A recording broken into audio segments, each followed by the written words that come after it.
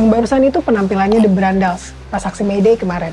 Eka Anash, vokalis mereka, bilang, ini harinya dimana kita bisa mengekspresikan dan mengeluarkan, menyatakan tuntutan-tuntutan kita kepada orang-orang yang ada di dalam gedung ini, supaya tersadarkan dari tahun ke tahun itu nggak ada, dari rezim ke rezim perubahannya minim banget gitu. Musik jadi medium buat mengekspresikan keresahan, entah lewat lirik, nada, bahkan sampai ke lokasi musik itu dimainin.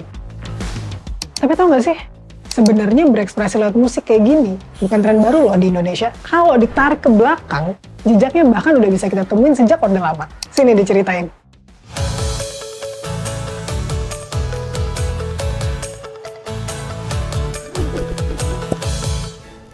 Tahun 50-60-an, musik Indonesia masih banyak diwarnai semangat kebangsaan. Ismail Marzuki misalnya. Beliau biasanya dikenal karena lagu-lagunya yang bernuansa patriotik. Tapi, selain lagu-lagu patriot, dia juga banyak nulis lagu yang isinya kritik sosial. Contohnya, lagu yang sering diputar pas lebaran ini. Cara orang kota berlebaran lain lagi. Kesempatan ini dipakai buat berjudi. Sehari semalam main ceki mabuk brandy. Pulang sempoyongan kalah main pukul istri. Akibatnya sang ketupat melayang ke mata. Si penjudi matang biru dirangsang si istri. Maafkan lahir dan batin, lain tahun hidup. Sekilas, lagu ini nyeritain euforia momen lebaran. Tapi lebih dalam lagi, Ismail Marzuki juga nyinggung permasalahan sosial. Kayak judi, mabuk-mabukan, sampai KDRT. Ada apa ini? Aku lapar lagi. Minta darah. Jangan begitu. Di sisi lain, muncul juga band Kus Bersaudara yang mulai mainin musik-musik pop dan rock.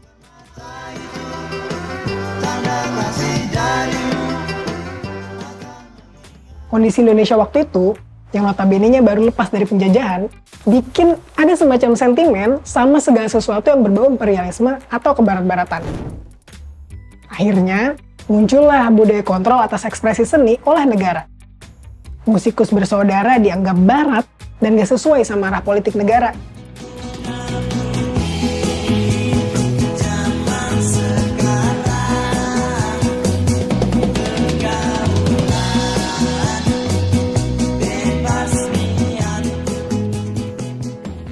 Geser ke era Orde Baru, di bawah rezimnya Soeharto. Nuansanya cenderung represif, berbagai bentuk ekspresi kritik ke pemerintah kena cekal. Termasuk musik, sebagai media kritik keadaan saat itu, juga kena tekanan hebat. Hal ini membuat banyak musisi memilih jalan aman. Lagu-lagu yang bermuatan kritik sosial disampaikan dengan gaya bahasa simbolik atau sindiran. Misalnya lagu ini.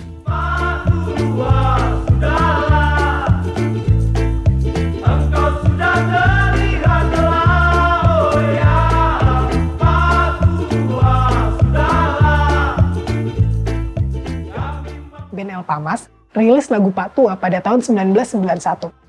Lagu yang dimaknai para pendengarnya sebagai sindiran atas kekuasaan Soeharto.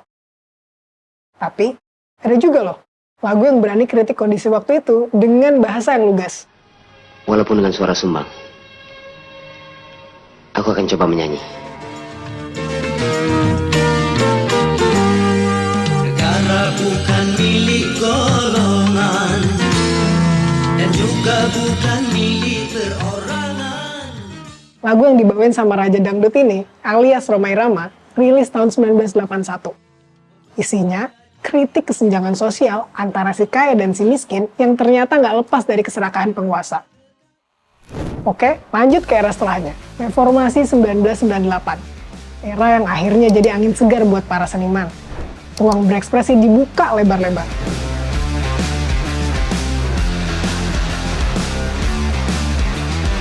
Keluasan ini bikin lagu-lagu yang berisi kritik sosial, terutama kritik buat pemerintah, banjir. Semua orang numpahin keresahannya lewat lagu. Contohnya, lagu slang yang ini. Ada yang tahu mafia peradilan, tangan kanan hukum di kiri pidana. Dikasih uang, habis perkara. rilis tahun 2004 ini isinya kritik kondisi sosial politik yang menyinggung tindakan korupsi, penyogokan, dan mafia peradilan. Di era pasca reformasi, era saat ini nih, muncul juga band kayak Sukatani.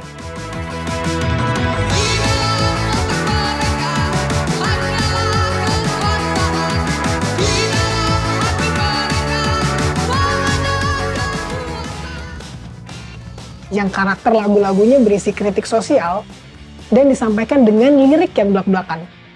Kayak lagu yang baru viral kemarin ini.